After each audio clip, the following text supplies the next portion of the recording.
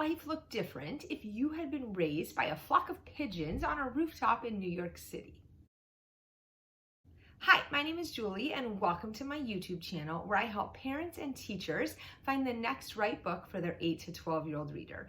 If videos like these are helpful, you can click that subscribe button down below. That way you don't miss out on future videos. And if you like today's book, you can give it a thumbs up. That way I know to find more books like this one.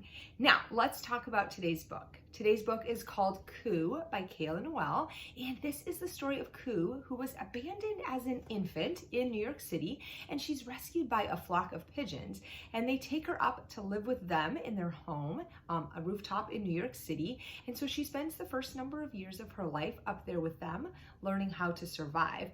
Until one day, one of the pigeons, Burr, is injured, and Koo desperately wants to get him some help. And in doing so, she is discovered by Tolly. And so Tolly takes her into her house and teaches her what it means to be a human. And Koo struggles with, do I fit in here in this human world, or do I belong back in this pigeon world?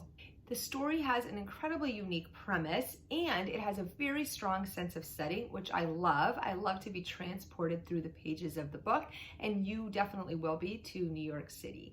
So let's talk about a few readers who I think will like this story. The first one is kids who are into survival stories.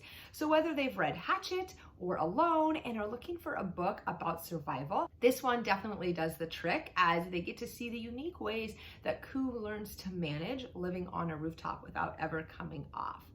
Now, because she's living with these pigeons, it's also a great book for animal lovers.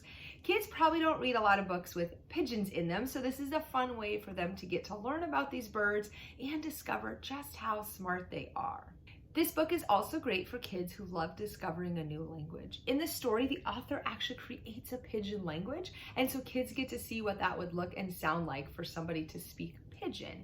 And so I think they'll find that unique and interesting. As Koo struggles with figuring out where she belongs with pigeons or with humans, I think kids who struggle with figuring out, where do I belong? Who do I connect with? Who are my friends? Who is my family? They're going to connect with Koo's story and figuring out where their place in the world is as well. So I would definitely recommend picking up your copy of Koo, and happy reading.